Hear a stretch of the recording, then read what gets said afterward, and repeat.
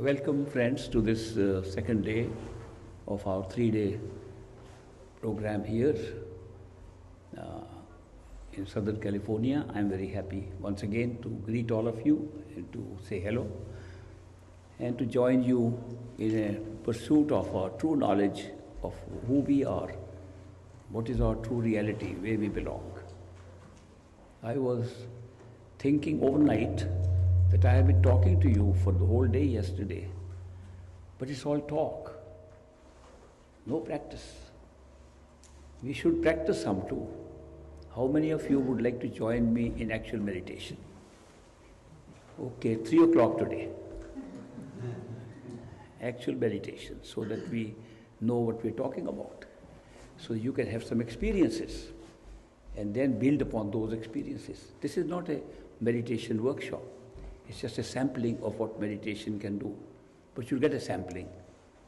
When you go to intensive meditation retreats which we are going to have now planned, you must have heard of them. There we'll meditate for several days, methodically progressing from one stage to another in about 5 days. And we did this experiment once. It was very successful. A lot of people got benefit from it. And we are having these 4 kind of MRI or some kind of medical thing. Anyway, these are going to take place, but because we want the number to be small, and the last time we had to cut down the number to about 80, and about 200 people were disappointed because they wanted to join. So that is why we divided this into 4 of separate IMRs, and you can register for only 1. So that gives everybody a chance. We take about 60 or 70 people each time. And that was a good group that we had. We did it in New Mexico. It worked very well. But today, in the afternoon, just as a sampling, we do some meditation to see how we withdraw our attention and carry it within ourselves to discover who we are. When we say, who are we? It raises the question, don't we know who we are? How are we asking this question? Don't we know who we are? The questioner should know. The questioner is the I, is the self. It's true, the questioner is the self. But who is the questioner? Who is saying, who am I? This is not being uttered by the body. The dead body can't say a thing. It's the life force in the body that's making it say. This vital force in the body, where does it come from? You might think that because we are alive and therefore we are having this ability to say, who am I? Yes, we are alive. How are we alive? What is life? What has put life into this physical body? We say we use our sense perceptions to see, to touch, to smell, to taste, to hear. These sense perceptions are functions of life, not life itself. Therefore, if some life force has created the body, it has also created the sense perceptions. So you can't say sense perceptions are life. They're just a function. Okay, let's move further. Then what about thinking? Is thinking life? Is it because we think and the thinking portion makes us alive? That is not true. Because all thinking takes time. You can't think a single thought without time. And yet, some functions life is performing in us which don't take any time. Such as intuitive knowledge. You suddenly have a gut feeling, this is it. No thought is involved and you know it. Where does that come from? Where does sudden experience of love for somebody come from? No thought is involved. No duration is involved, no time is involved. But you suddenly have a great sense of bliss. You feel so utterly happy, sometimes for no reason. Where does that come from? So there are things happening inside us which do not involve thought. Therefore, thought must also be a process, a function of life. Then what is life? If you exclude these 3 things, exclude the physical body, excludes the sense perceptions that are working in the physical body, exclude the thinking mind that works in the physical body, then what is left would be life. And we call it the soul. When they say the spirit, the soul, they are referring to that part of us which makes the mind function, the sense perceptions function, and the body function. It is the real internal power of life which we call the soul. The soul is, what is soul? Now that's a good question. When you say, who am I? The question boils down to this: what is my soul? What is the soul? If I am the soul, what is the soul? Now you can look at it. What could be the soul that could make the mind alive? That could make the mind think. When the mind thinks, what happens? It becomes conscious of its thought.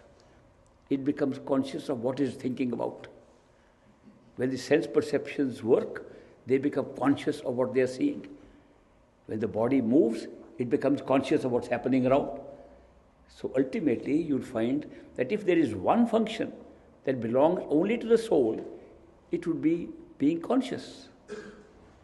Let us say consciousness is soul. If you were to examine this proposition, that consciousness itself, the ability to be aware, the ability to be conscious is soul, then we have a clear idea what we're looking for. We are looking at the real source of our experiences, which is consciousness, which is lying within us. It's operating so closely in us that the mind can take power from it, the senses can take power from it, and the body can take power from it. When I divide these three, I divide them because that is how they are operating, one upon the other. Consciousness generates the experience of the mind and generates all experiences that we are going to have thereafter in time and space. The soul giving power, making it alive, the mind and soul then generate sense perceptions. So that perception of experience gets divided into different forms. Hearing becomes separate from seeing. Touching becomes separate from smelling, and so on. This separation is taking place with the help of the mind and the senses. Then you pack all this package into a human body, a material human body made of atoms and molecules, and the whole material world comes into being because we can only experience what is available to us in this covered body. It's so simple. Now, of course, we have used words to represent these three covers. The physical body, the material body, creates a material experience of a material world. Supposing you did not have a material body, supposing it disappears, have you ever thought the material world that you experience will also disappear? Because your whole awareness of your material world is because of material body. The material body creates a material world, otherwise you don't have it. There is no proof it exists or not exists. When you have a material body, it exists. So there's a big correlation between having a physical material body and a physical material world. So we call it a physical body. When we go on to sense perceptions by themselves, not as operating in a physical body, sense perceptions as they operate by themselves. Can they operate by themselves, or they require the physical body? Not necessarily. If you don't believe it, I'll prove it to you at 3 o'clock this afternoon. They work without the physical body. When you see the sense perceptions are operating, even when you imagine something, you imagine you are walking outside. Who is walking outside? Your attention has taken your sense perceptions to another location and walks outside. This body never participated. You close your eyes and you can think of anybody. These eyes are not seeing something else. The perception of sight is still there. You will see that the sense perceptions operate by themselves. And when a person dies, what happens? The sense perceptions don't die. They survive. That is why we say a disembodied spirit can see us, but we can't see it because it has no matter on it. It's not a material physical body, but it is a body because it has sense perceptions. It can see, touch, taste, smell, everything. So sense perceptions apparently are something like a body, independent, embedded into this physical body, which makes us feel the physical body has those sense perceptions. And we always say, I have these eyes, therefore I can see. The eyes are an organ of seeing, and they see in a particular way. They see because they say the light falls upon objects outside. Suppose there is complete darkness, you won't see, even with these eyes open. So the eyes require light to fall upon objects. So light falls upon objects, and that reflection, whatever object is there, absorbs most of the colors, the 7 colors of the light, of the spectrum, but reflects some. And what we see is the reflected colors. I'm talking of science now. We see the reflected colors coming into our eyes. And when they come into the eyes, we have physical apparatus. We have the eyeball, we have the cornea, we have the vitreous humor, aqueous humor, and the lens, and they refract and make an image, an inverted image of the object we are seeing on the back of the eye, which we call the retina. The retina is merely an extension of an optic nerve. The optic nerve comes from the brain and comes down into the eyes, in both eyes, and spreads out into a retina. It's still a network. It spreads out to create rods and cones which can distinguish between form and color. So this is a procedure that the reflected image is hitting the eye and creating an image on the retina. What does the retina do? It can't see. It can only trigger a vibration, electronic vibration or electric vibration, which the nerve carries to the optical center in the brain. The optical center triggers some electrical charges there, and if you are conscious, you see. If you are not conscious, the whole process can take place, you will not see. So the ultimate cause of seeing still is consciousness. Let me put a proposition to you. Supposing the retina can make the pictures by itself.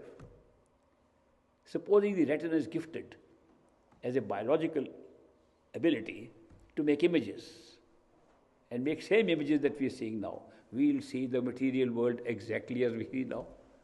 We'll have no idea if it exists or not, because that's how we are seeing. The seeing will be exactly the same.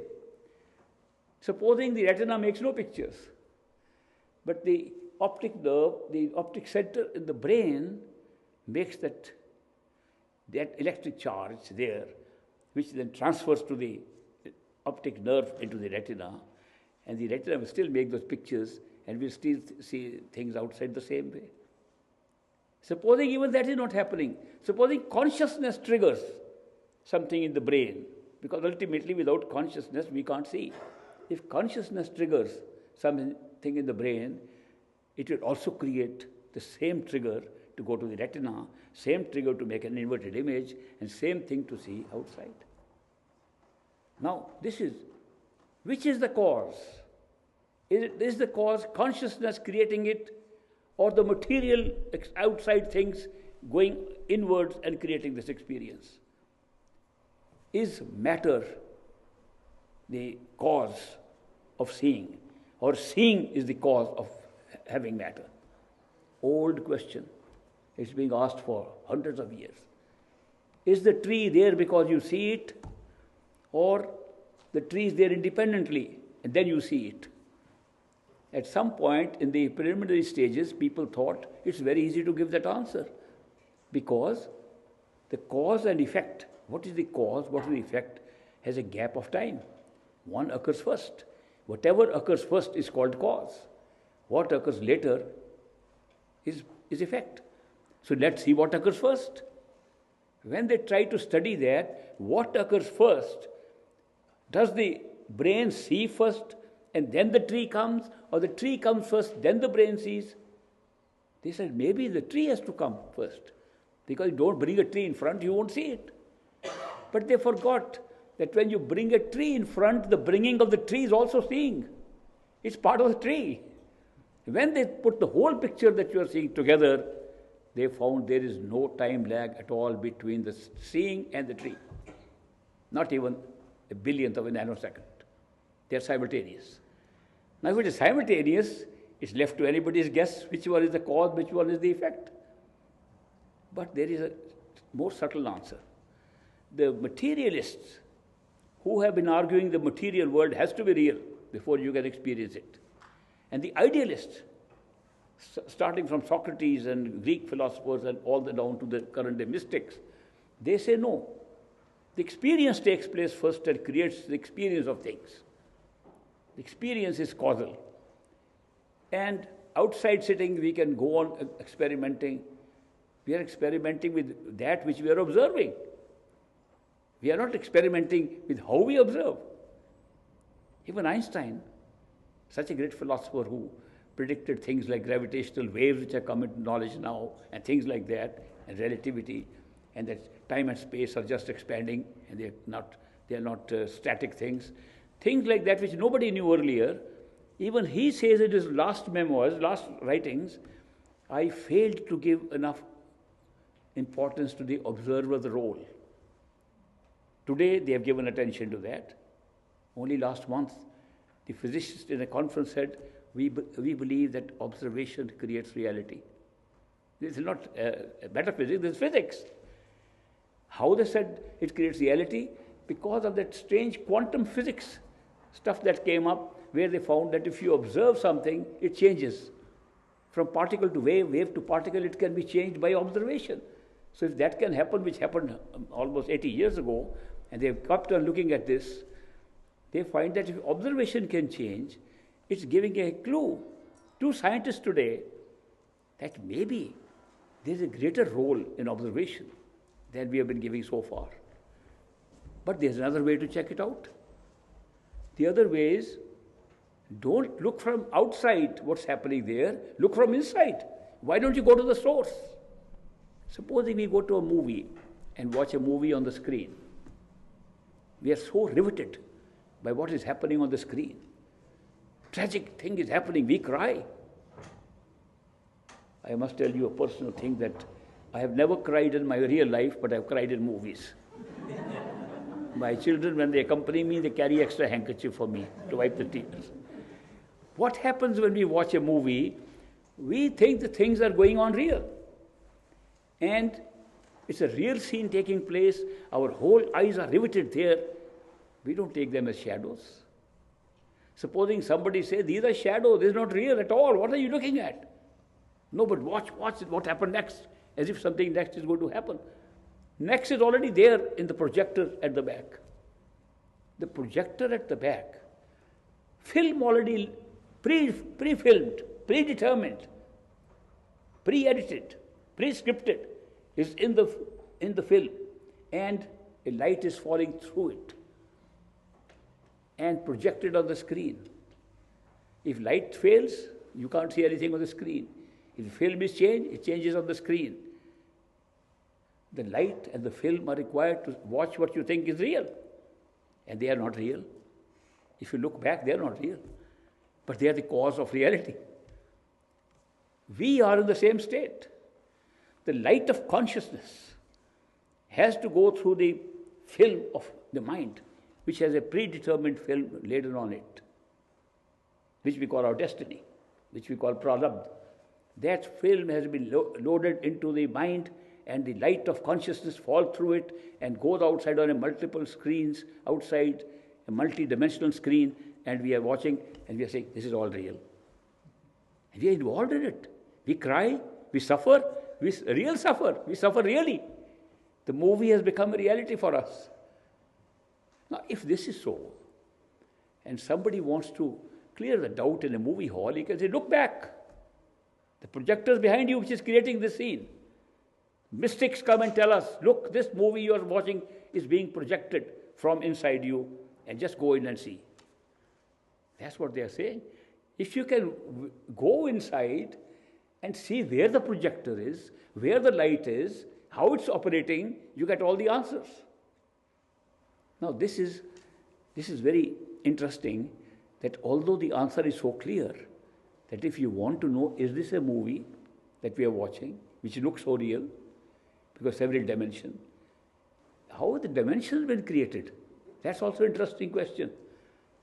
How are we having several dimensions? Well, the movie is being projected through two lenses, not one. Two eyes. If we had one eye, the world would look very different.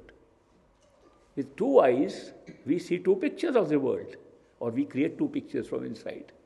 Both ways the same correct statement. We see two pictures and create a stereoscopic effect by combining the two pictures. You go on to 3D movies now, they put on artificial glasses on your eyes and they merge two pictures on the same screen and they look like a three-dimensional and things start coming to you. The same process is going on automatically with us because we have two eyes. It is doing exactly the same thing. The two eyes are seeing two different pictures and they try to merge them. And when they try to merge them, they merge inside on a notional place. Where do they merge? Have you ever examined? If I'm looking outside, if I look to only one eye, it will be this eye. This eye is different. If you look at your own finger, you can see, you can merge it or you can separate it. You can see two. Or you merge it. When you merge it, then where do you see it? You can't see it in one eye. It's a merged image. You carefully examine when you merge the two images and see it behind. It is being seen by you in the head, not in the eyes. How far inside? In the center of the head. Where is that point where you are seeing? That point is called the third eye center. Don't have to search for it. You are using it all the time. People say we want to search. Where is third eye center you talk about? And you are using it all the time by looking at this world. The merging of this. What happens? Merging creates dimensions, creates space, creates here and there, and the whole material world becomes a spatial, time-space world. Similarly, when we want to check, is it really true what you are saying? Is this chair being created because we are looking at a chair? Then you can say, no, let me touch. Oh, this is a solid chair, I can't be making it up. We use another perception, touch, to verify that seeing is okay. If seeing is the same as creating a sense perception, the touch is also being created, the same nervous system, in the same brain, in the same head. You can't be examining the reality of one perception by checking with another perception. No, is this cup real? Yeah, I can touch it. Is the water real? It's real, I tasted it. So it must be real. I tested it out. If it was unreal, I couldn't taste it. We are using different sense perceptions to determine what is real. To debunk this theory, you can go back to your own dream state. Supposing in the dream, I was sitting here and talking to you, and I was dreaming, and I have this cup of water here with me. In the dream, I say, is this real or am I dreaming? And I say, no, let me touch it. I will touch it. Let me drink it. I'll drink the water. I say, real. And then I wake up, it was unreal. It is the wakefulness state that tells you whether it's real or not real. It is a state higher than the state we are living in, which can only reveal to you what is real or what is not real. To try to make a guesswork of reality by using the very means which you are checking up is not going to work, because you are confined to a particular way of looking at or experiencing things, and you are trying to check within that. It will all be real or unreal at the same time. If this is real in my dream, everything else is real in my dream. Even me, I am real in the dream. When I wake up, neither I that I saw in the dream was real, nor this, but something was real. What was real? The one who tested this in the dream and the one who is awake is the same. The self is the same. Now that's the most wonderful thing that I have discovered. The self is always the same, no matter where, no matter when. No matter how high you go into spiritual evolution, no matter how many stages you have crossed to higher awareness, no matter how depth of dreams you have gone into, the self, the dream, the self that experiences is always the same. If the definition of reality, as I said yesterday, is what does not change, then the only thing that can be called real is the self. The self that experiences. The self that we just discovered by logic. We discovered self is consciousness. It's an entity that is conscious and can experience. Becomes conscious, and whatever it becomes conscious of becomes creation. So the self is the creator, and self is creating all this. But that is not the self we are experiencing, because we are using the self covered with three of these covers. When I mentioned the covers of sense perceptions, and said sense perceptions work independently, which we'll examine a little later, even more in the afternoon, that the sense perceptions are by themselves like a body. And we call it the astral body, the sensory body. In India they call it Suksham Sharir, or a fine body. A very fine body that consists only of sense perceptions and no matter at all. It's not a separate physical body that has other sense perceptions. When people say we have outer body experience, that's not the same thing. If you have an outer body experience by concentrating your attention on the heart chakra, which is also possible, that's an energetic experience. Your energy can create an image of yourself. You are still there. An image of yourself is created. You can move out and see the body and see that.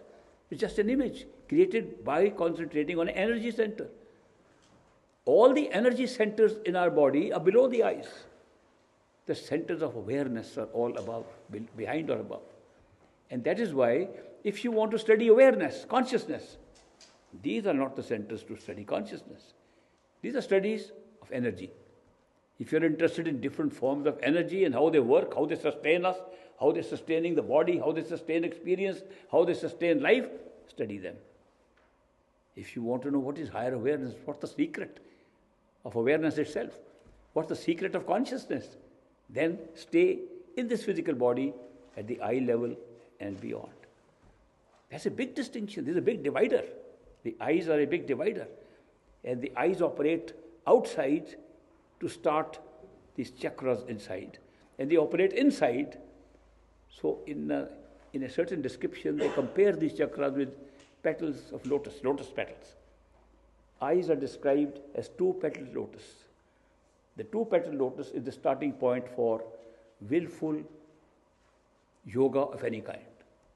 Willful means with volition, with your own voluntary effort. Otherwise, somebody says, I was sleeping, I was doing yoga. That's not willful. Somebody says, I don't know, I was carried away somewhere. That was not yours. If you want to do with your free will, perform any kind of yoga, you have to be awake and start with the eyes. There's no other way. All the yogis of all traditions have started from the two-petaled lotus and then descended, generally through the spine, which carries most of the energy, to the four-petaled lotus at the rectum, taken 6-petal, 8-petal, then 16-petal, back to 2-petal. That's how they rise. In the middle, they raise their kundalini at the second stage. They raise other levels. They raise outer body experience at the heart chakra. They raise unusual lucid dreams at this chakra, and they ultimately come back. We are found. Who did we find? We found ourselves.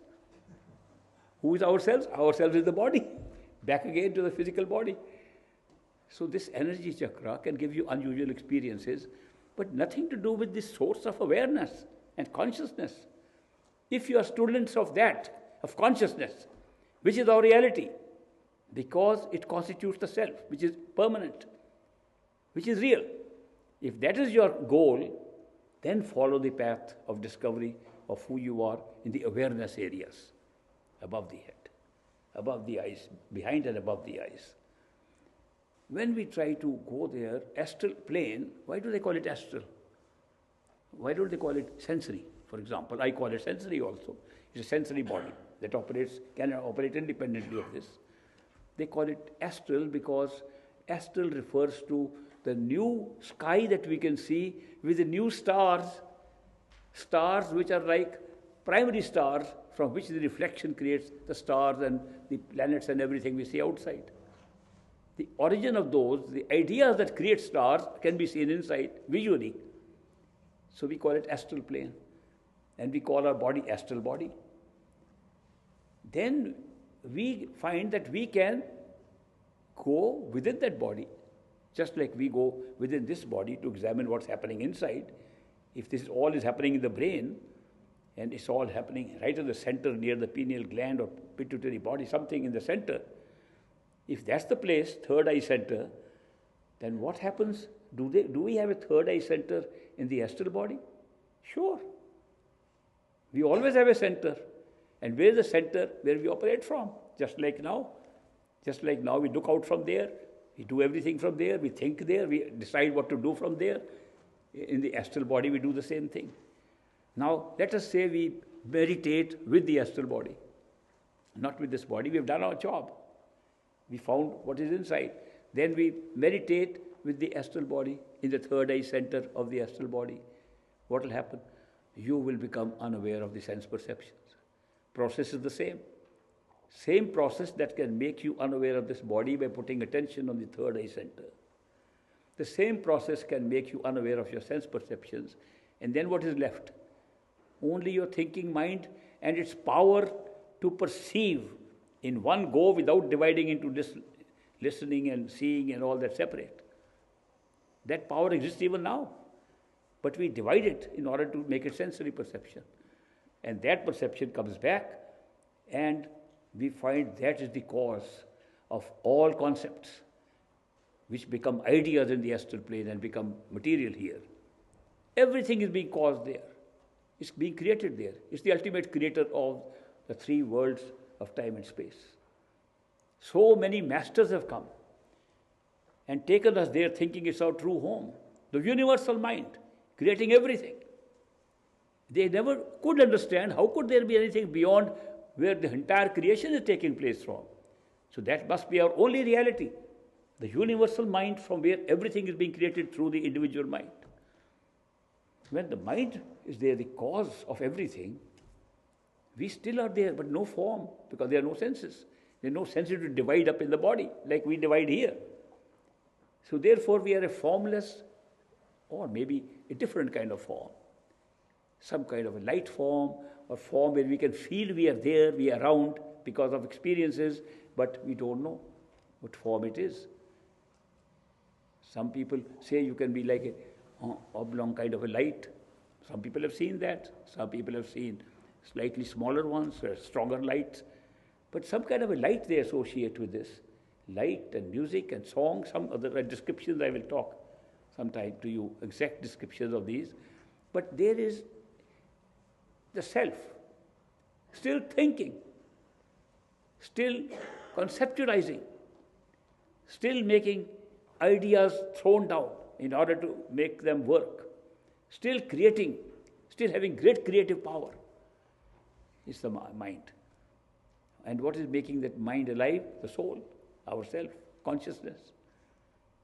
The fact that consciousness is not the mind has not been known to many people, not even masters. Masters have confused the creative power of the mind to be the source of consciousness. Unless you can separate the mind from consciousness per se, from the soul, you can never know the mind is a separate thing. But I mentioned a little while ago that the certain things the mind cannot perform, like love, intuition, bliss, beauty, joy, appreciation, these things come automatically, suddenly, without time. No thinking is involved. Therefore, there's something else doing those things. Apart from that function of soul, you can also know that some power is empowering the mind to be alive. And therefore, to go beyond that, no effort of the mind can work. No meditation can work. There's nothing more to go inside. There's no inside and outside. Then what do you do? That is why not many masters have gone. Even perfect living masters, we believe are perfect living masters. In history, you watch them, they call that their true home, the origin of all creation. They think the creation is everything here, and wherever it's created is the origin, and that's our ultimate God, ultimate creator. And they worshipped. Some worshipped even the creative power of the astral stage. Most of them went up to universal mind. But the fact that the soul is higher and above and separate from the mind were discovered by a few people. And those are the ones I recognize as a perfect living master. Because even the mind and time and space work together, even the mind has a life. The mind also dies. At a certain point, millions of years, but it dies. The astral self lives for thousands of years, but dies. They are finite. Soul is immortal. It's beyond time, and therefore it's immortal. When there is no time, it has to be immortal, eternal. Now, to be able to rise from the level of the mind into a spiritual level, that's the true spiritual level, where the spirit alone exists, the soul alone exists. To rise from that, something totally unknown to our mind must pull us. You can't push yourself any higher. Something must pull us. What is the most pulling force that exists in all these levels? It's the power of love, the power of unconditional love. When you experience unconditional love, it pulls you like nothing else. It can even subdue a doubting mind. The power of love is the strongest power. It has to be pure, unconditional. If it is based upon give and take, what have you done for me lately, that stuff, then of course it doesn't work, because that's a business transaction.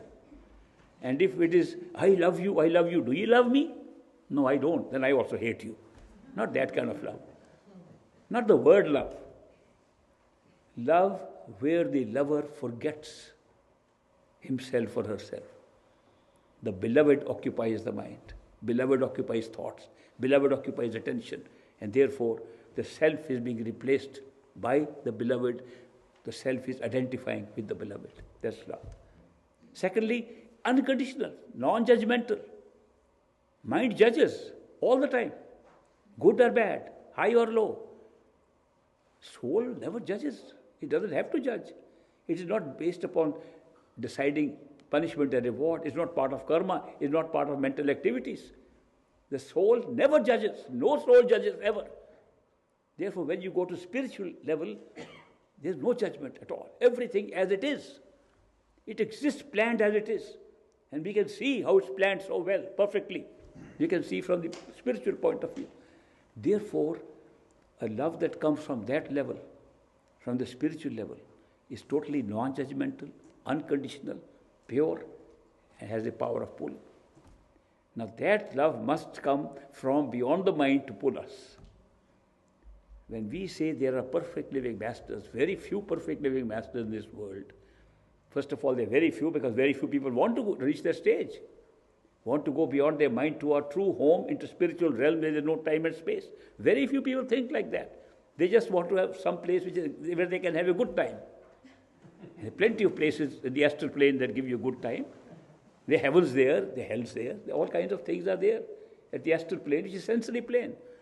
But if you, only for those seekers who are seeking to go beyond their minds into total perfection of the spirit, these perfect living masters only appear for them. They come into our life by coincidence, and we suddenly discover them, and they come right when we are ready for them.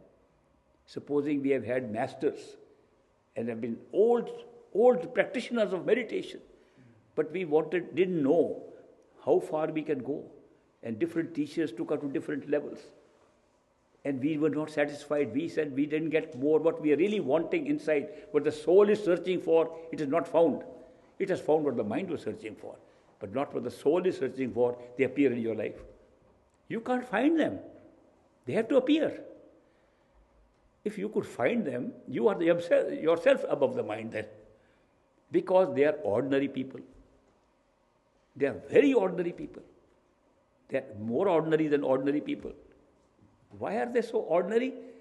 Because to use the weapon, the instrument of love, unconditional love, they must be like us. They have to become like us.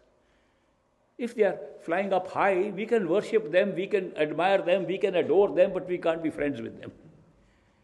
If they are equal to us, like us, then they can become friends, we can chat like friends, we become real friends in the physical world. Therefore, they are very ordinary, and they remain ordinary. They live ordinary lives. They're born like an ordinary person, they die like an ordinary person, they eat, drink, everything is ordinary. But their one thing is that their level of awareness as human beings has reached beyond the mind, and therefore they are holding that awareness at all times, whether they are here or there. They are not like us seekers who say we had a great experience and then we are back into the physical world. Or I had a higher experience and I am not sure now I am here. Was it a dream or was it real? It looked very real when it was there. Now I can't remember because I am back into physical reality. They hold all realities and all illusions at the same time. Right up to the true home, which is not even a soul, it's a totality of souls.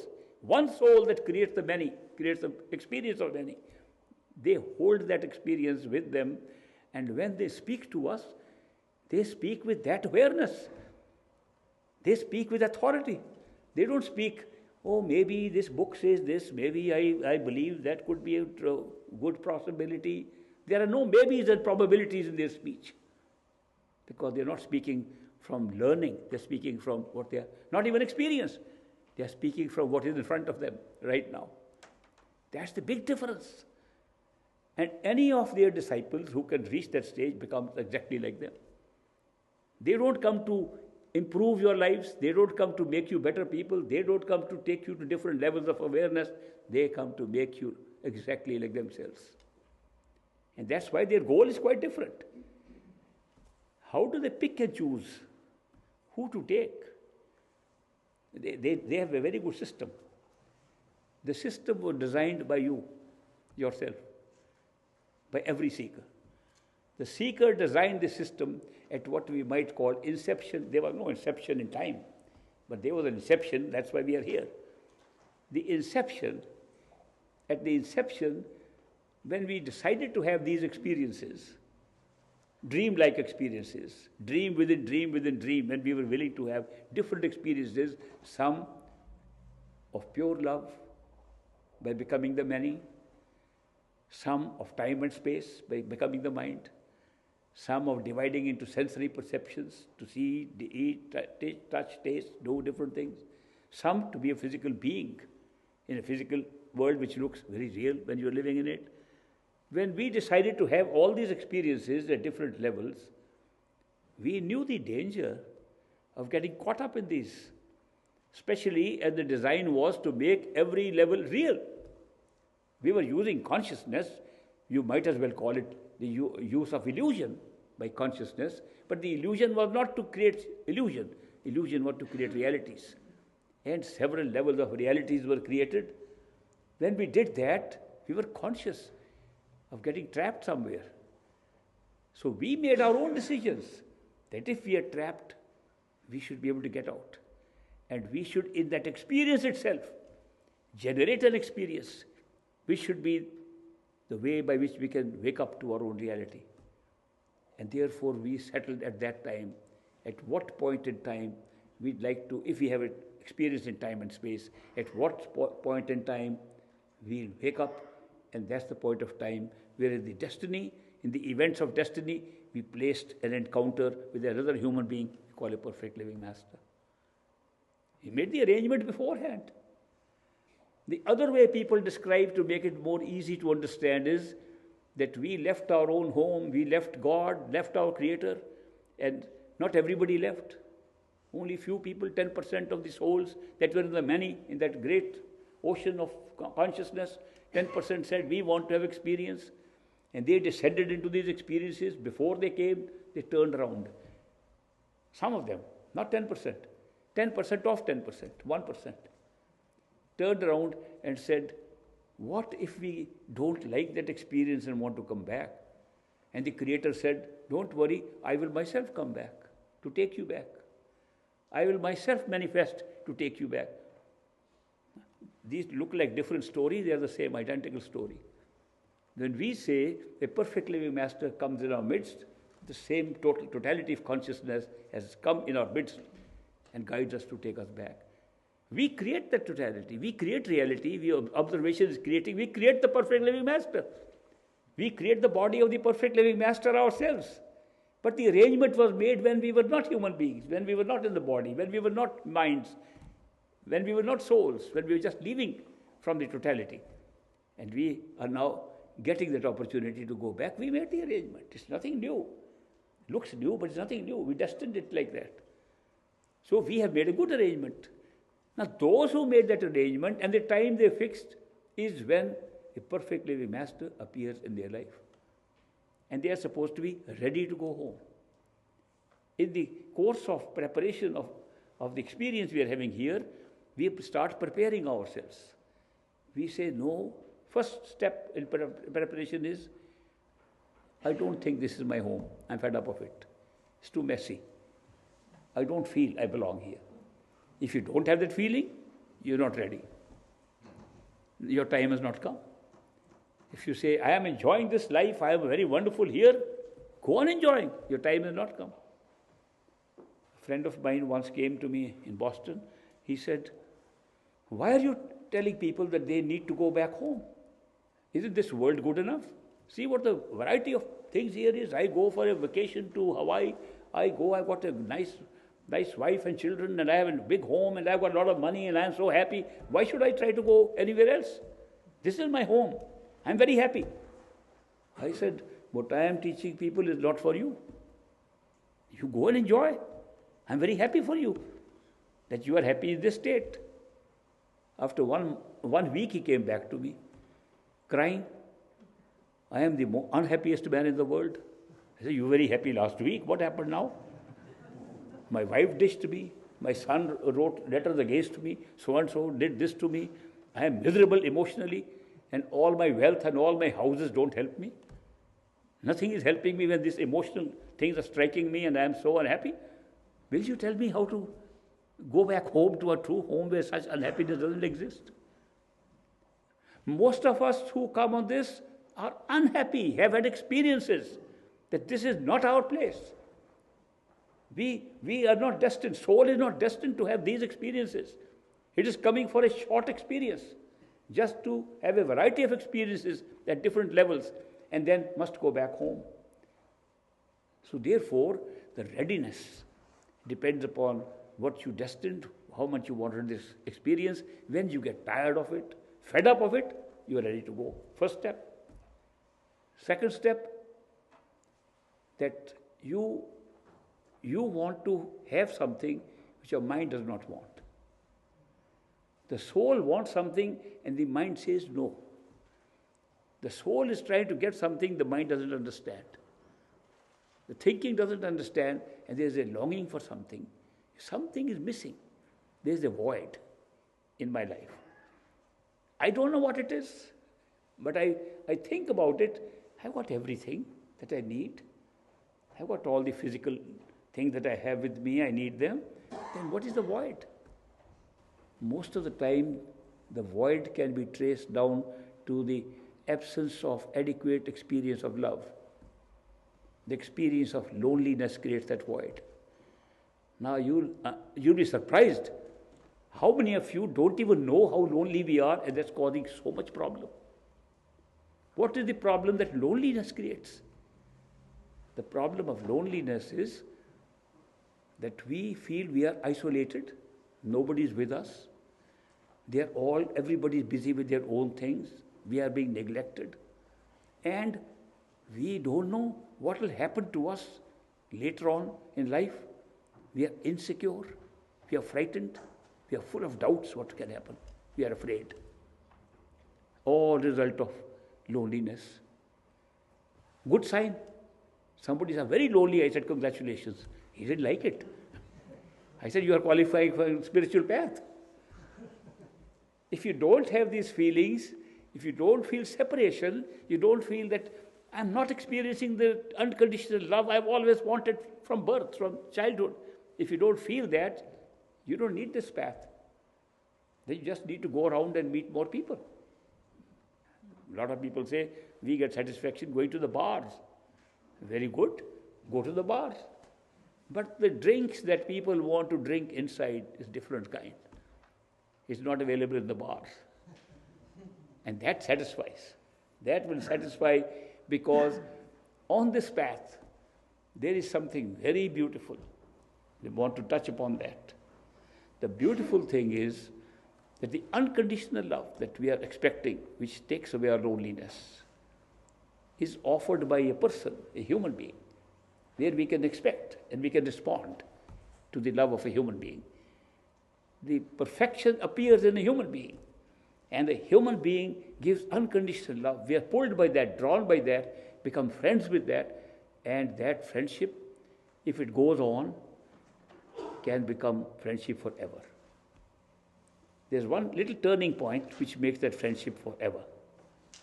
And that turning point is called initiation by a master, perfect living master. What is initiation? Some people think initiation means teaching how to meditate. That's not true. You can learn how to meditate from anybody who has read the books. You can read your own books and start meditating. The method has nothing to do with it. Initiation is the establishment of eternal friendship with somebody. Somebody says, I am your friend forever. Till we reach home. Till we reach beyond the mind. When a perfect living master says that, you are initiated. Whether he teaches you meditation or not. I remember an incident in the Dera with the great master, my master, Baba Sawan Singh. When he was coming out of his door, an old man came, very full of dirt, carrying a little bag. Later on we found out he had travelled almost a month on foot to come and see the great master. Because a month earlier, he had a dream in which he saw a man with a white beard. And some kind of voice said, come along. And he said, I want initiation. He said, come. He heard that.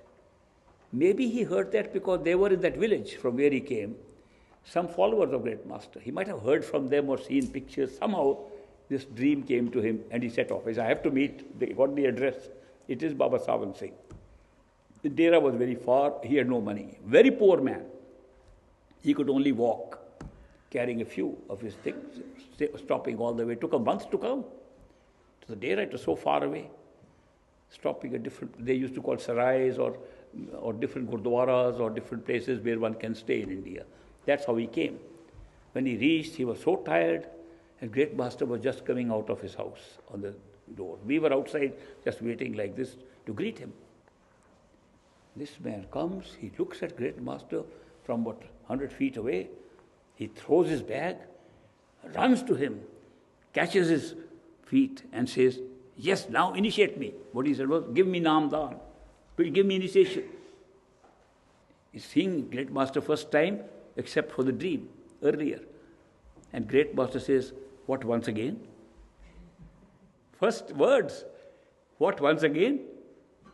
And then quickly catching him up, he said, oh, you were initiated when you left your village. Formality of how to do things, I'll tell you tomorrow morning.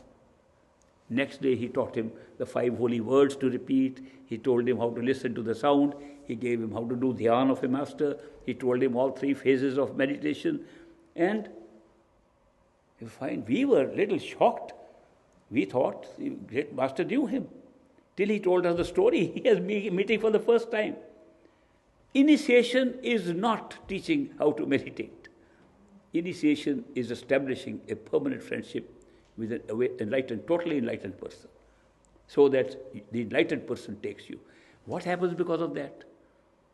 If you have done little homework on this spiritual path, little practice because our mind wants practice. Our mind always believes that unless I struggle, I will get nothing. Unless I work for it, I'll get nothing. If you tell a mind, sit quiet, relax, and you'll get everything, how can that be? It's never happened like that to anybody. We all had to work, struggle to get everything in this world, and we have to struggle to get everything inside. So the mind doesn't believe that. And therefore, we say, okay, struggle a little bit. Struggle a little bit, do so much meditation up to this point, and come up to a point where I'll wait for you inside. Because outside, you are in bodies, physical bodies. You will die, I will die. Physical bodies don't last forever. They have very small time span.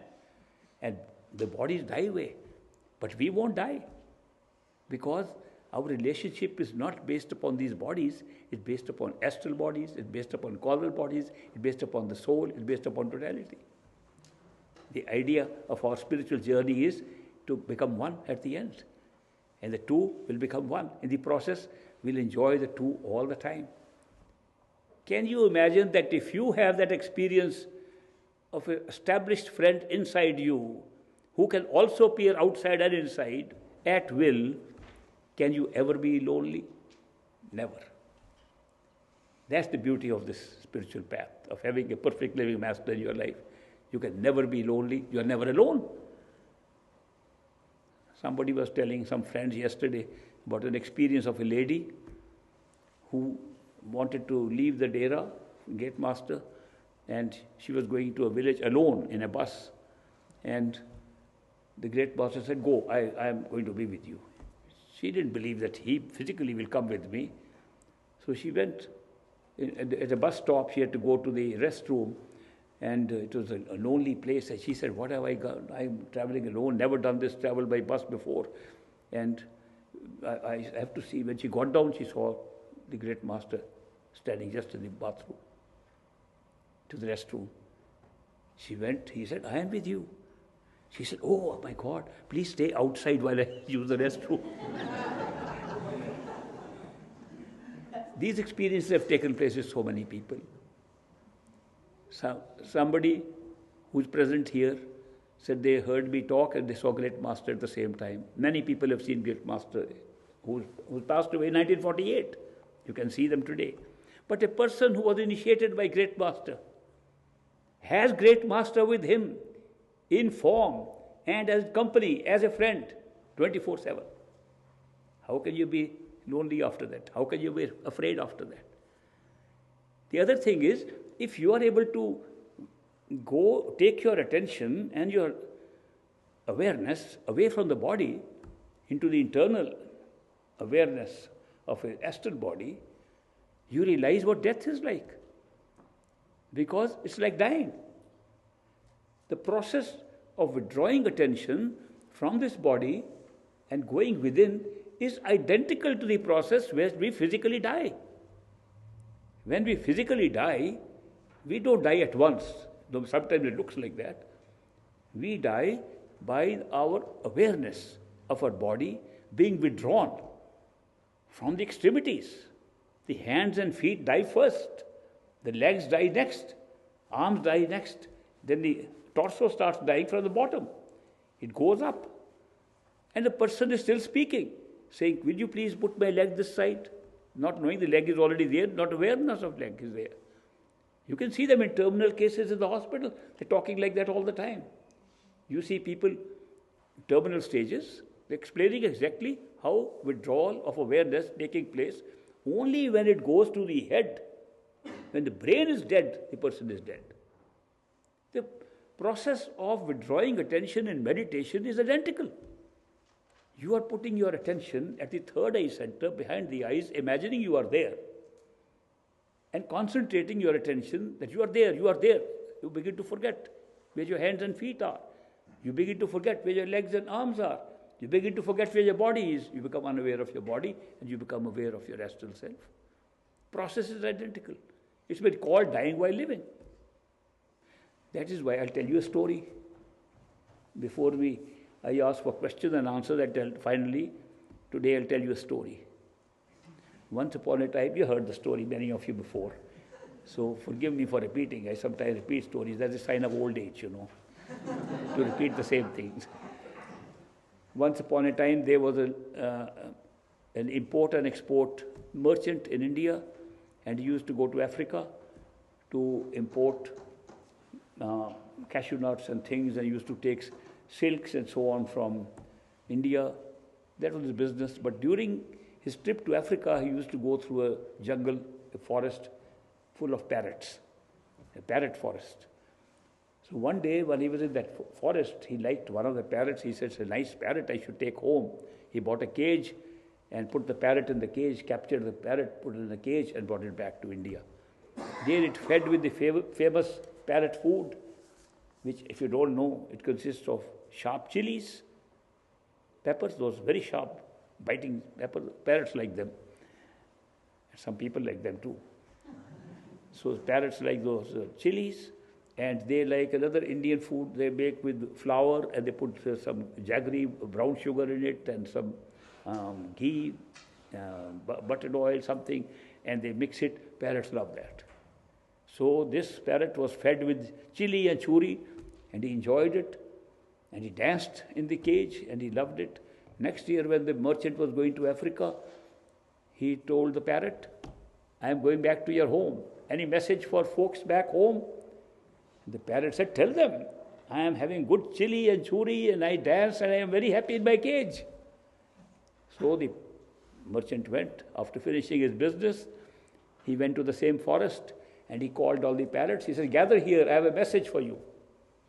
So the parrots gathered, and he said, "You remember I took a parrot with me back to India? He sent you a message. He says he's enjoying his churi and his chili, and he's dancing and singing and enjoying his life in the cage." Upon this, one elderly parrot, sitting on a branch near him, got tears in his eyes, and he dropped down dead. The merchant was very shocked, disappointed. Why should I have said something? But this parrot must have been very close to my parrot, that he couldn't bear to hear my message. Anyway, feeling sorry, he went back. When he came home, he told the parrot in the cage, "I did convey your message." But one of those parrots, an elderly parrot, when I told him that you are enjoying your chili and churi and dancing in the cage, he had tears in his eyes and he fell dead. Upon hearing this, the parrot in the cage had tears in his eyes and he fell dead. He said, "Oh, foolish merchant, if you knew that parrot couldn't stand the message, how would this parrot stand?" Anyway, disappointed, he took the dead parrot out of the cage and threw him out. As soon as the parrot was thrown out, he opened his wings and flew up and sat on the wall. And the merchant said, "You aren't dead after all?" He said, "No, neither is that one dead. The old man who died in front of you. He only sent a message through you. The message was, if you want to get out of this cage, die while living." It's a good story, they make it like that. Now I'll spend a little time with you answering any question that you have written out earlier. Dr. George Aiken will read the question. Dear Ishwar Ji, how is it decided which karma is to be picked for the next life? From one's Kariman or Sanchit karma? How is it decided which karma is to be picked for the next life, from one's Kariman or Sanchit karma? Let me explain a little bit about the role of these different karma.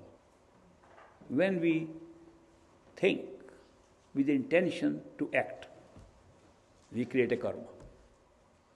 When we act, we amplify the karma for a slightly different result, a bigger result.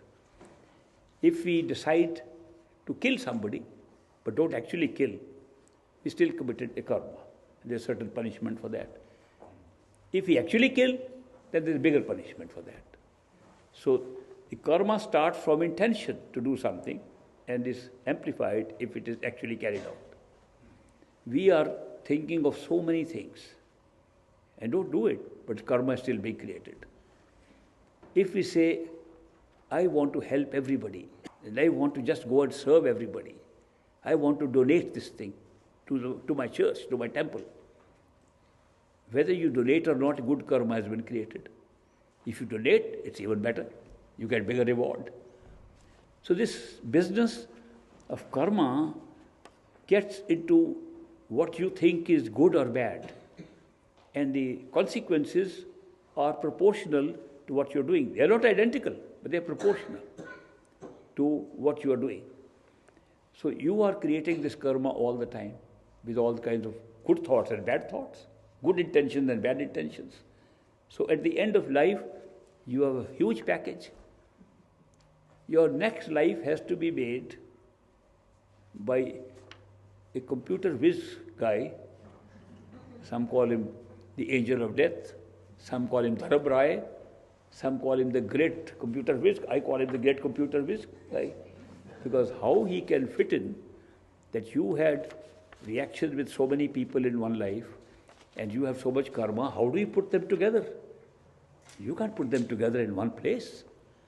So he tries to do his best through the latest technology, which is available in that astral plane, sub-astral plane, and he determines how much of that karma from this life can be fitted in.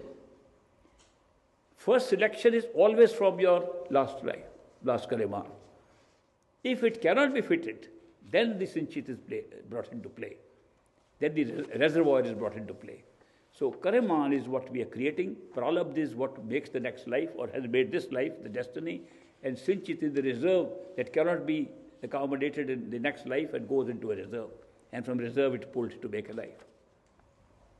Karaman karma creates consequences of events. Pralabdha, the destiny we get, is a series of events. Sinchit can be huge.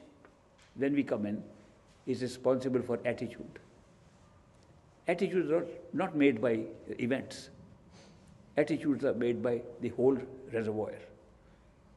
And Sinchit determines your attitude towards things, and the events are created according to previous events. Attitudes are very difficult to change. Events can be changed more easily because the attitude, we call attitude sanskar. And it's a part of karma, but it's not exactly events. Sanskars, his sanskars are like this, his attitudes are like this. And the attitudes are remaining the same toward everything that we do. So the reservoir is responsible for those attitudes. And therefore, when one is initiated by a perfect living master, one of the benefits, maybe perquisite side benefits that you get is at the very time of initiation, the entire Sinchit is destroyed. Attitude changes right from there. Attitude changes faster, events change slower. The events of this life are not changed. The pralabdha is still there. You have to live that. Even masters live that. Even perfect living master live that. Because that destiny is for this life. But there is no Sinchit reservoir to pick out from for the next life. Therefore, if that person has to be reborn again to complete what he could not do in this life, the elements to make the next life has to be from this life alone, not from a reservoir. So the next life is always better. There is much smaller selection to make. And furthermore, that computer wizard doesn't come into play, and the Dharamraj is not there. If you are initiated by a perfect living master, the perfect living master comes at the time of death and determines what kind of life you should have based upon existing. And the main principle deciding the next life is how far were you able to succeed in your progress on the spiritual evolution, on spiritual growth. If you have not been able to complete, it puts you again, so you can catch up again and do it. Most people can do it in one lifetime. They used to do it in one lifetime. Now it takes a little longer because of more distractions. It's a very distracting environment nowadays. So some people take more time. But if you are initiated once by a perfect living master, this series of reincarnation must end with 3 more lifetimes, 4 in all. That's the maximum. And about 4 lives also I want to tell you a little personal story. 4 lives is the maximum. My dad, who was initiate of a great master, one day he was not present in the discourse in the satsang. He heard from the other satsangis that master today said that if you are initiated by a perfect living master, you will not have more than 4 lives. In the evening, we had a small meeting with Great Master. By that time, he was there. He came and joined that. In that evening meeting, he asked Great Master, Master, is it true that this morning you said that if a person is initiated by a perfect living master, he cannot have more than 4 lives, 4 human lives? Master said, why are you asking me, Lekhraj? That was his name, Lekhraj. Why are you asking me this question? You are going back on this life. He said, no, I am asking that supposing I need 5 lives. Are you putting a restriction on me? He said, why would you like 5 lives? He said, supposing I hear sometimes master return here. If you come on another trip, you're not going to leave me back in the Sachkhand.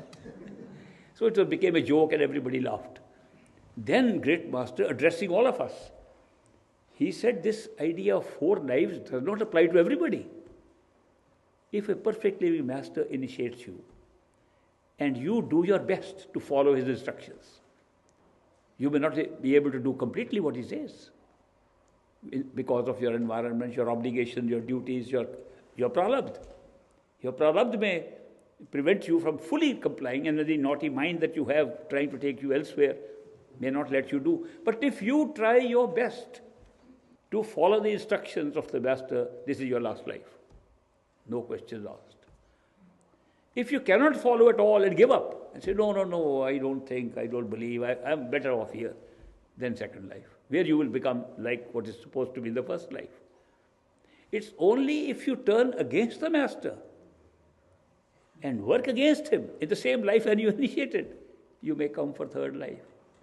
Only if you murder or kill the master, there's a chance of you coming in the fourth life. 4 lives is not for everybody. You should all be able to make it in 1 life. Dear Ishwar Ji, what is our role and responsibility towards our kids, and how far are we responsible for their life? What is our role and responsibility towards our kids, and how far we are responsible for their life? The kids come with their own prarabdha, own destiny. Their destiny is linked with ours because they are born to us. They become our kids, so we are also part of their karma. Our karma and their karma ties up while we are together. Just like our karma is tied up with several other people, our friends, our soulmates, our workplace colleagues, our business colleagues, customers, clients. They are all part of a connection where both of us are having a karmic connection and we are fulfilling it according to our prarabdha and the prarabdha of the other person. It's tied up there. The kids' prarabdha is tied up while they are kids. As they grow up, their own prarabdha tries to take a different shape because they start thinking differently. They want to run their lives differently, and they become very different. Even twin kids I have seen, identical twins. They look identical. We have a hard time putting ribbons on them to say who is who. Even they, as they grow up, become different, very different. So they have their prarabdha, their destiny. They grow like that. The role of a parent is to bring up the children as part of the destiny, to bring up the children as best as they can, according to their judgment and values. They should give the best to their children, bring them up. When the children grow up and can qualify to be called adults, it's their life. Don't treat them like little kids when they're grown up, which we have a tendency to do. The tendency, I was once in a posting in a hill station where a school was, very beautiful school was there. The headmaster of the school was a bachelor. He was not married, had no children. And he had a very old mother. I was on the board of trustees of the school, so I would sometimes visit the school. The headmaster invited me to come home and meet his mother. So I went to the home. The headmaster was about 50 years old. And the mother was, I think, 80 years old.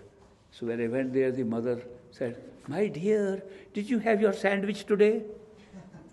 She's telling the guy who's holding thousands of kids, taking care of them. But for her, he was still a kid. We have a tendency to treat our children, they never grow up for the parents. And we still worry about them. We try to take care of them. Not necessary. They are now leading their own lives. So at a certain point in time, we have to let go and let them lead their lives. They will lead their lives not according to all the time how you brought them up, but what their destiny is, what their prarabdha is. It's better to accept it. And this word I just use, accept, is a very important word in spiritual traditions, acceptance. Ultimately, you see that what's going to happen will happen. You can fight against it. This ought to be like that. This should be like that. But those oughts and shoulds don't work. It is what is. I once got a training from a guy who set up it's called EST, E-S-T, Erhard training. His name was Erhard, and he taught, and one of his main messages was, what is. And that's what A in French meant, est. So that was a great lesson, that what is. What you think it ought to be is your mental thought. It's not the reality. Your physical reality is what is. And the sooner you accept this fact, the easier your life is. The sooner you accept the children have their own destinies, and that you shouldn't worry about what they do. They will go through what their life is. You can't do anything. Somebody had asked me, my grown-up child is doing this, he's not going to do that, what I tell him. I said, please don't interfere in his life. The principle to follow in dealing with adults, whether they are your children or elsewhere, mind your own business, and you'll be better off. What is the meaning when you dream something that occurs in reality, exactly as you dreamt it? What is the meaning when you dream something that occurs in reality exactly as you dreamt it? It means it was a prophetic dream. It also means that it's a proof for you individually that everything is predetermined. Otherwise you can't see it beforehand. There is a lady living in a town about, what's the name of the town of that, who can predict by dreams? Yeah, it's a city, DeKalb. There is some place about, I think, 60 miles from Chicago. There's a lady living there who dreams things which come out real, just like you have put in the question, very frequently. She doesn't know how it happens, but she dreams. After a week later, it has actually happened. She can even dream earthquakes and so on. So that's a strange thing she has from birth. So she came to a conference where I was speaking. So she became interested and wanted to come and see me in Chicago. I had just come from India and settled down in the United States, was living in a small little place, and I was working for a small company to make some money in addition to my pension. So those persons, when we joined the business, suddenly grew big and they made a lot of money, which helped me also, by the way. And they bought a great big stretch limousine. They were two black guys. They thought cars were the real sign of how good you are. So they bought a big limousine, stretch limousine. And when that girl met me, I was a poor man from India, just come. But she had a dream 1 week before she was supposed to come and see me. And I had told her to come and see me in a small office we had where we worked. In the dream, she felt that she is going and a big stretch limousine has come and I've got out of it. She saw me getting out of it and that she was in the lobby of a big 5-star hotel.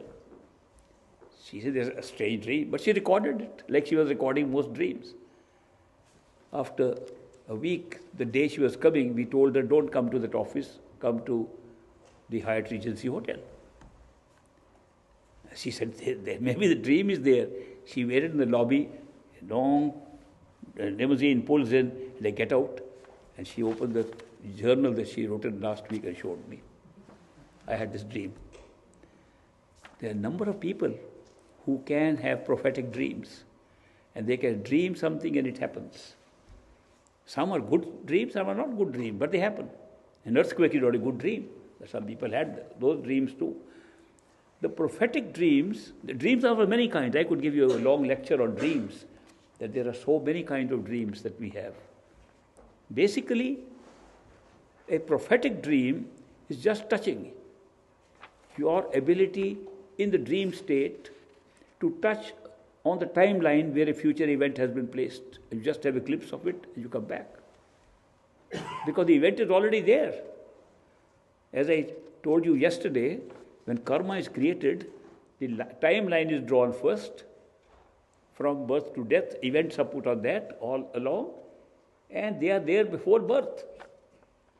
They are made even before conception in the mother's womb. The timeline drawn with the events placed is done first. That's why they say in India, pralabhat pehle bana, pache bana sharir. That the pralabh, destiny is made first, and then the body starts waking from its conception. So therefore, this destiny contains events which are already there. Once upon a time, people could touch that and see, foresee. They have very good fortune tellers. They had the ability to move. And I met a guy I mentioned yesterday who could tell 5 minutes ahead of what I was thinking, what I was going to think. Even that he could predict. Or even thoughts are events on the timeline. So these prophetic dreams come when you are able to do that. Most of the time people tell me they come accidentally and they don't know how they come. They come because of past life work done in meditation. That's why they come. And people who have that, they make good students on the spiritual path. And they make good, very quick progress also. So it's in a way, it's a good start for them to come on spiritual path. Then there are dreams which are just a continuation of what you have been seeing in the daytime. Those dreams are monocolor. They are not multicolored. They are buff-colored, like the skin. If you were to close your eyes and have light outside, you see the redness of the skin, the pinkness of the skin, buff-colored. That's the color of the dreams. The dreams that have no real significance because they're just a continuation of what you were thinking, and they go into the dream sequence, are like that. Then there are dreams which are very colorful. And they include two colors, blue and yellow, which do not come in the regular dreams. When you see dreams, beautiful, clear sky, blue, yellow and red flowers growing there, that's coming from an overlap of the physical and the astral plane. And you are actually having, some dreams can be so real, you say, this is real, and you come to know it's a dream. No, it's not a dream. And then you wake up, must be a dream. Even if you go to a higher level, when you come back to this reality, the doubt comes up, was I imagining? Was it a dream? It looked absolutely real. Lucid dreams come up, some kind of dream that is so real, having such things which you cannot observe here. And yet when you come back, was my mind waking up? Or was it real? When you actually, through meditation, have your own volition to go to those levels, then you determine and find out, this is the same place back. Now I am sure of it because now I have done it, not accidentally, not when I was sleeping, but when I was wakeful, and from wakeful state I started meditating. Then there are also more dreams that are to pay off past karma. Karma can be paid off, can be created only in human life, where you experience free will. Because if you have no choice, how can you be paid, punished, or rewarded? So the experience of free will takes place only in human life. The rest are all paying off. 8.4 million species of life forms are there.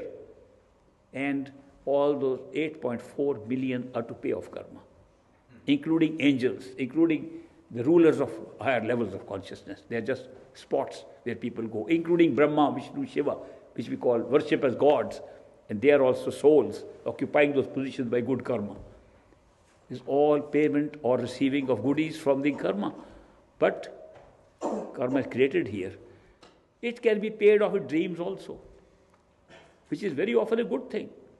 Because when we wake up, we say, thank God it was a dream. But sometimes the fear that's created in the dream, sometimes lasts even when we are awake. So we are still paying off the karma. But when we say, no, it was just a dream, it's over. What could have happened, and this happens very often in the case of initiates of perfect masters, that a lot of heavy karmas are paid off. They all have to be paid off in dreams, and therefore they don't actually happen in real life. We used to say, this person has a very bad dream.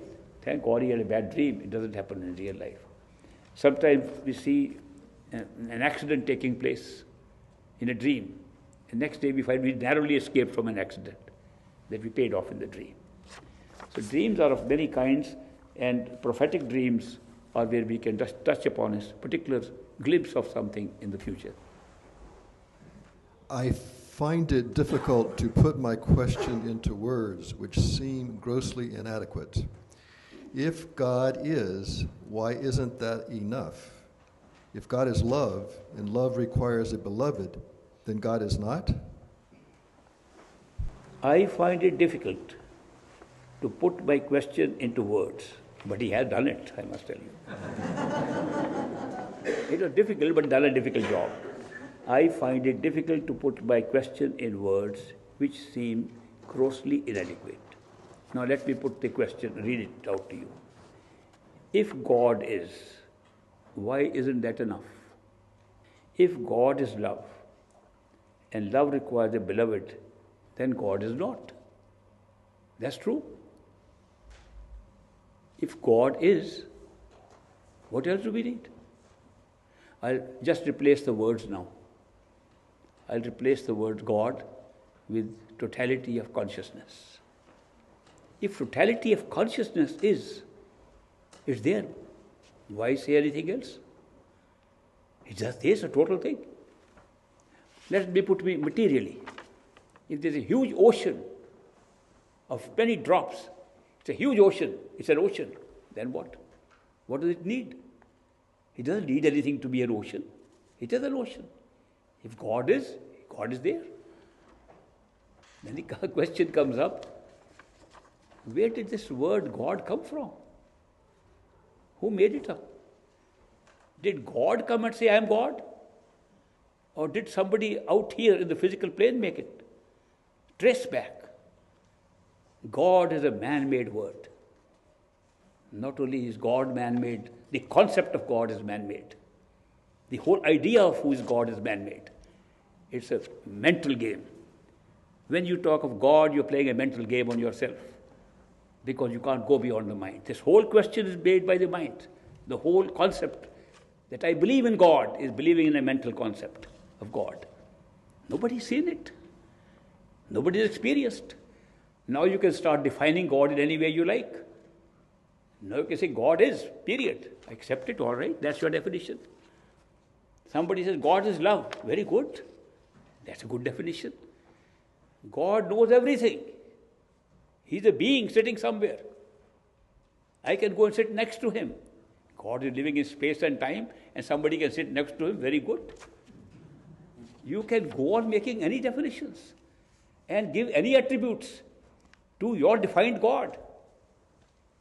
God has never defined himself.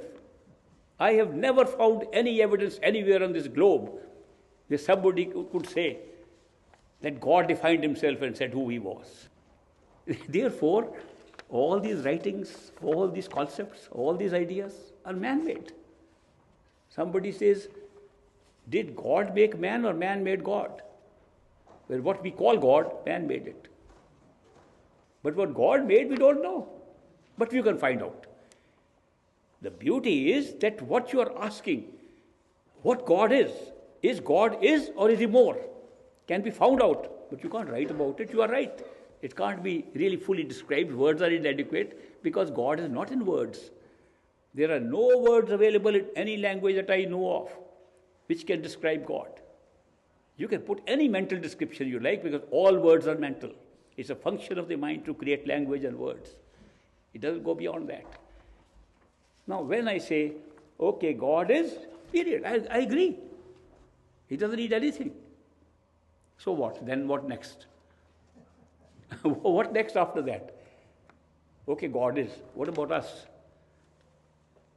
Is he here or is he not here?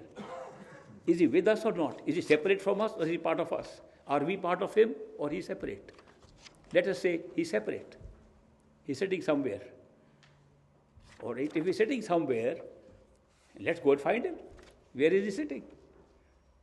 If we know exactly where he's sitting, then we can find him. Supposing somebody says God is sitting on a mountain top, I'll go there and find him.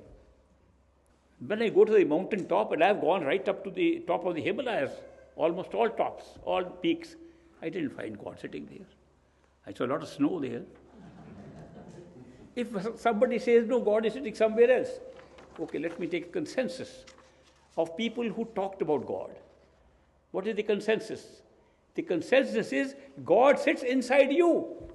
That's the consensus of all mystic saints, people who say they realized God. As their statement, okay, let's examine if their statement is right. They are not saying God is sitting in them. They are saying God is sitting in us.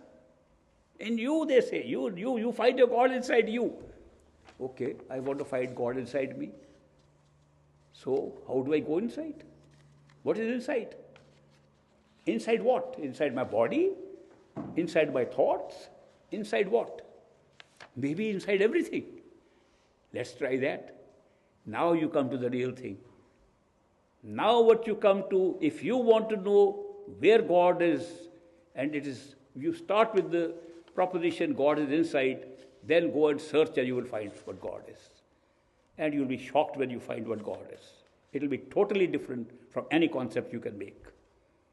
Because God will be everything that you've ever seen, including all of creation. People sometimes think that when we withdraw our attention and go to our true home, that true home is a big, nice place. Nice palaces there. And we just enjoy ourselves. Yeah, that is a true home in the mental stage. When we go to the top of our mental stage with no body and no senses, we can enjoy that lot of space. So much space we've never seen here. And we can have good time there. If that is your concept of God's place and you want to go there, yes, people go there. But if you want to go to the creator of that space, if God is the ultimate creator, not creator of different levels of experiences, if God is the ultimate creator, then you must go beyond that space, must go beyond space and time. Okay, now we have a method. Sitting in a human body, we have a method to go to that space, stage by stage. We go there. What do we find? We find that ultimately we are nothing but units of consciousness, the ability to experience, which is leading to the whole creation. We are that. And we are so much enjoying an experience without time and space, in totality. And we don't know what to call that experience, which puts us so close together and gives us so much joy and bliss. So we have to design a word for that while we are sitting here. We can't have a word there. But experience is there. So we use a word and spell it in English, L-O-V-E, love. It's just a word. Word coined here. Experience there. When we experience there that the one can experience the many simultaneously because there is no time, we realize that totality can be called God, can be called love. So we don't need a beloved for love. We need beloved to experience love. Big difference. God is love. Go and check it out. If somebody can check it out and tell me it's not true, I'll change my mind. Let anybody come and check it out that God is not love and show it to me that God is not love, I'll change my opinion. I'm ready to change. I'm ready to learn. My experience is God is love. But even the experience of love, God creates beloveds within itself. And then through consciousness, throughout this creation, love is the basis of the entire creation. And therefore God is love. And God doesn't need a beloved to become God, doesn't need a beloved to be love. It needs a beloved to experience in a certain way, a beloved. And certainly so when we are in the physical plane. Once initiated and one fails to meditate in sufficient amounts of time, are we still under the protection of the PLM, Perfect Living Master, who initiated us? Once initiated and one fails to meditate in sufficient amounts of time, are we still under the protection of the PLM who initiates us? If you are initiated by a Perfect Living Master, you are always protected, period. Otherwise, it will become conditional protection. It will become conditional love. When we say the love of a Perfect Living Master is unconditional, how can he put this condition? He puts no conditions. Let me tell you some more secrets on the spiritual path. A Perfect Living Master does not require you to do anything to take you back home. He will take you back home because he initiated you. Period. Your mind doesn't believe it. He says, okay, work. Meditation is for the mind. Meditation is for our attitudes. Meditation is for our preconceived notions. Meditation is because we think we cannot get it without doing anything. Okay, do it. You didn't do enough, do more. How much did you do? 1 hour? No, do 2.5 hours. You want to see me inside? Do more. This is just a game. That means we have not understood what initiation is. Initiation is a promise. You are ready. And he's not talking to mind, body or karma, by the way. None of them are involved in this. Though it looks like there has to be good karma to meet a perfect living master, that's part of your own evolution to that point, the karmic pattern. But when he says, I initiate you, that means I take full responsibility to take you back home. Period. Once initiated, you are going to be taken back home. No matter what. It may take a little longer time. Again, how much time it takes is no botheration to the soul.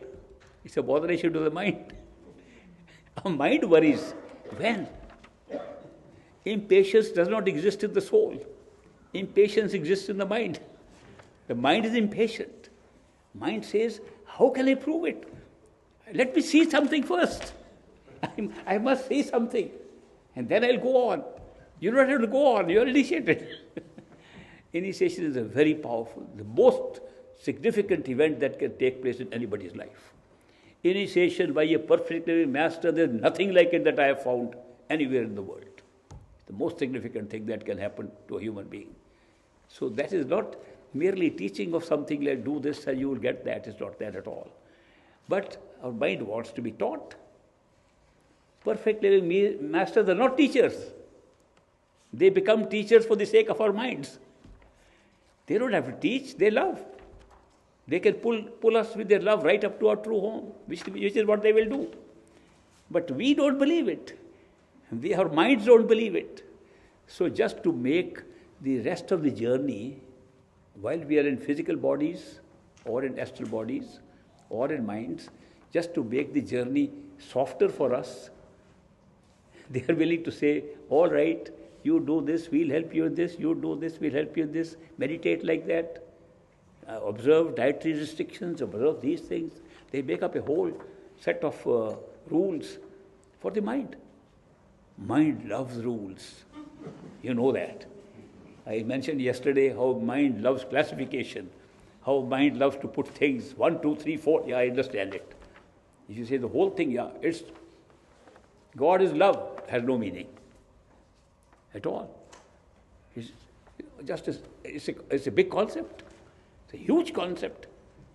You break it into portions that if you do this, God will show you miracle. When you go and pray to the Lord, Lord, give me parking spot, He'll give you. You say, God is real. I'll tell you what a parking spot. An Irishman had to go to an important business meeting and he couldn't find a parking spot. So he prayed to God. Oh Lord, it's an important meeting of mine. I don't see any parking spot in this parking lot. Please find a parking spot for me. I don't want to get late for my meeting. And if you can do it, I'll go to Mass every Sunday. And I'll give up whiskey also. The car pulled out. The Irishman quickly pulled in. Said, God, I found it. I don't need that.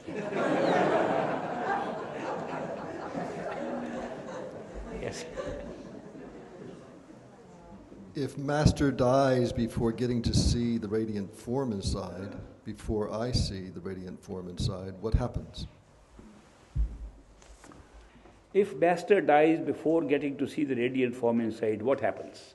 What happens is you try harder. You meditate more. You say, I missed the bus. I must not do it now before I die. One has died. The second should not die. The Master's died. Disciple should get something before he dies. So therefore you work harder. Or supposing your association with the master was only at physical level, you had no experiences, or experiences external. You felt miraculous things happening, but all external. And internally you couldn't see the master, you couldn't talk to him, he was not guiding you from inside. That has not happened yet, and the master dies. Then you need guidance. Then you can find or be found by another master.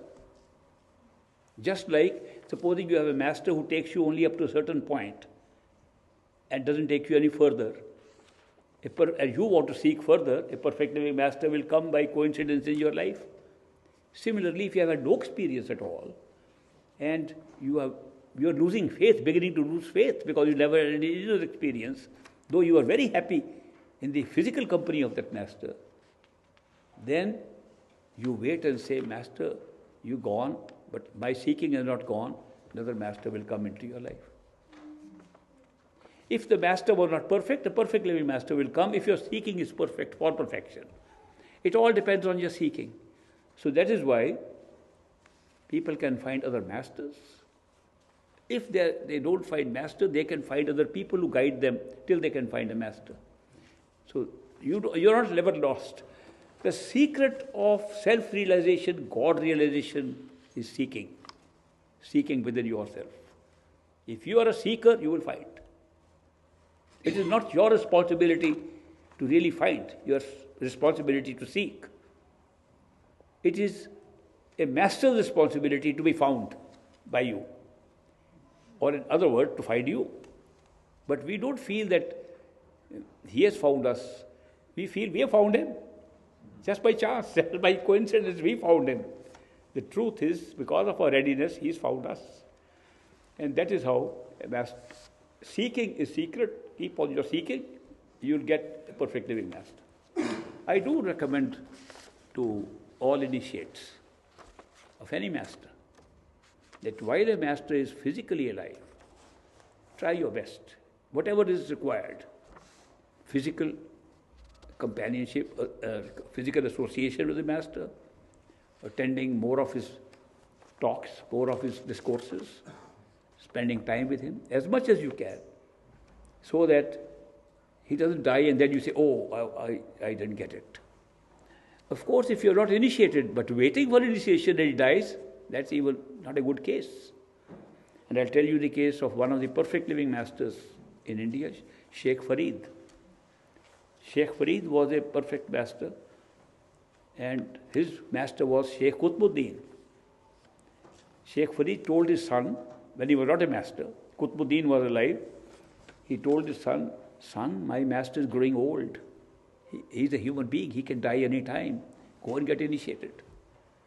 And like all sons, he said, Dad, you know, I am still young, I have a lot of things to do, and I am busy with my own things, I'm busy with business, I am doing this.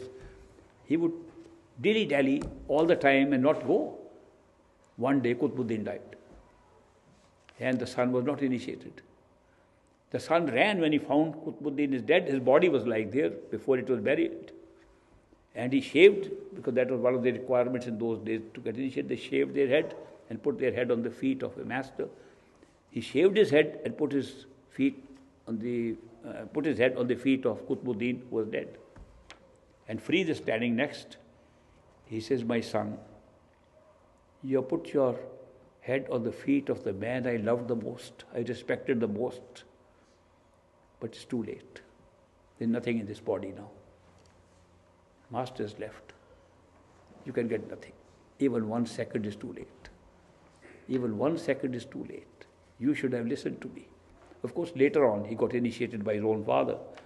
But the story illustrates the importance of association with the physical form of a master in order to get to the stage when he can be manifested during meditation, and you can talk to him, get guidance from him at any time, which is possible. It does not take that much effort. I can tell you, people think it takes a lot of effort to see the radiant form of a master. No. I can give you simple tips at another time to how to get the radiant form of a master faster than you think you can get.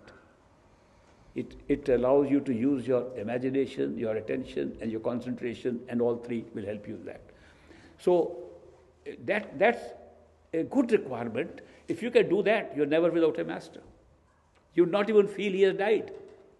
He'll be more alive for you after death than he was during physical time. Because physical time, you're always thinking he's there. You have to go there, you have to meet him. And in the radiant form, inside, he's with you all the time, 24/7. You talk to him, companionship. He's a friend forever. So that's a good tip given by Puri to his son. Master's going to die, better get something now. And one of the Western followers of great master once asked him, Master, how often, as a seeker, should I meet the master physically? He said, the best is to meet him every day. He said, Master, you know, but we live far away. We can't meet you every day. He said, if you are living far away, then the best is to meet once a week. By the way, my grandfather, who got initiated after my father, was present there. The rest of his life, till he died, he met Master every week, because he heard that statement. But the Westerner continued, but Master, supposing we are living very far off, and we can't afford to come to you, then what? Then once a month should be all right. Master, what about if we are living overseas, like I am living overseas? How often should I come and see you? Once a year should be all right. Say, Master, if we can't come once a year. Master smiled, said, and wait for next life. He did emphasize the importance of physical association, because when we are physically present, in the presence of a personal master, something happens to us.